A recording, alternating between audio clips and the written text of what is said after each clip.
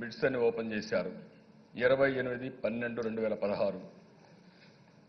ఒక 2 ప్రాపర్టీస్కి మాత్రం ఏవైతే వీటిలో రెంట్ కంటే తక్కువ బిడ్స్ వస్తే అవి క్యాన్సిల్ చేశారు. 4 బిడ్స్ టేక్ ఆఫ్ కాలేదు, ఎవరు వేయలేదు. 4 out of 11 properties in Keesara actions వేశారు.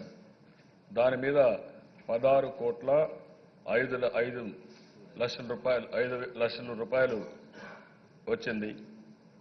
అదే మరిగా మళ్ళా కోర్టు ఆలోచించి పెద్ద పెద్ద బిట్లు కాకుండా స్మాలర్ బిట్స్ వేయండి, స్మాలర్ బిట్స్ వేస్తే ఎక్కువ మంది పార్టిసిపేట్ చేస్తారు, ఎక్కువ డబ్బులు వచ్చే అవకాశం ఉంటుందని చెప్పి మళ్ళా ఆదేశాలు ఇచ్చారు.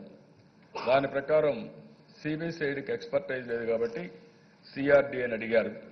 సిఆర్డీఏని అడిగి అసిస్ట్ చేయమని చెప్పారు. సర్వే చేయడం, ప్లాటింగ్ చేయడం, మ్యాపింగ్ చేయడం, ఇవన్నీ చేయడమే కాకుండా సిఆర్డీఏ వాళ్ళకుండే అనుభవాన్ని పెట్టుకొని ఒక నెంబర్ 1 బిట్ని 6 స్మాల్ బిట్స్గా, నెంబర్ 2ని 9 బిట్స్గా మొత్తం 15 బిట్స్ తయారు చేసి మ్యాపింగ్ చేసి ఇచ్చారు. అది ఇచ్చిన తర్వాత మళ్ళీ దీనికి వాల్యుయేషన్ కూడా ఏ విధంగా ఉందని కూడా ఇమ్మంటే దానికోసం ఎస్టాబ్లిష్ చేసి sub registrar office, income tax department, real estate agents అంతా డేటా అంతా కలెక్ట్ చేసి ఆ డేటా అంతా కూడా రెడీగా పెట్టుకుని ఇప్పుడు హైకోర్టుకి ఇవ్వడానికి రెడీగా నెక్స్ట్ హియరింగ్లో హైకోర్టుకి ఇవ్వబోతున్నారు అధ్యక్ష. అదే మరిగా ఈ కేసులో ఇవన్నీ చూసిన తర్వాత ప్రభుత్వం యొక్క రోల్ చాలా తక్కువ ఉంది. సిబిసిఐడి ఈరోజు హైకోర్టు ఆధ్వర్యంలో టైం టు టైం దానికి ఒక జడ్జి గారు జస్టిస్ పెట్టుకొని ఎప్పటికప్పుడు డైరెక్షన్స్ ఇస్తున్నారు. ఆ డైరెక్షన్స్ని సిబిసిఐడి ఫాలో అవుతూ ఎప్పటికప్పుడు మళ్ళా కోర్టుకు కూడా రిపోర్ట్ చేస్తున్నారు అధ్యక్ష. అదే సమయంలో ప్రతి ఒక్క క్యాబినెట్లో కూడా నేను ఇది ఒక టేబుల్ ఐటెం కింద పెట్టుకొని ఏం జరిగింది, మళ్ళా మనం ఏం చేయగలుగుతాం అనే విషయాలన్నీ మేము ఎప్పటికప్పుడు సమీక్షలు చేశాం అధ్యక్ష.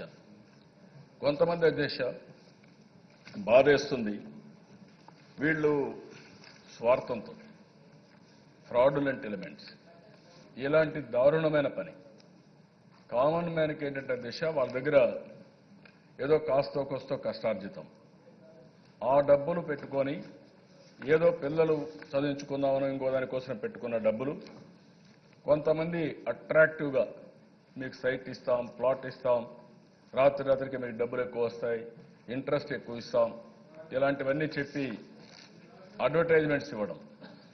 ఆ అడ్వర్టైజ్మెంట్స్ ఇచ్చిన తర్వాత అమాయకులు వాళ్ళ కష్టాల్లో ఉండే వాళ్ళు కొంతమంది మోసపోయి వీళ్ళ దగ్గర డబ్బులు పెట్టడం, అక్కడి నుంచి ఆ డబ్బుల్ని డిఫరెంట్ కంపెనీస్లకు ఛానలైజ్ చేసి ఎక్కడికక్కడ వాళ్ళ ఆస్తులు పెంచుకోవడానికి, ఫ్రాడ్ చేయడానికి వీళ్ళు ఇష్ట ప్రకారం చేశారు అధ్యక్ష.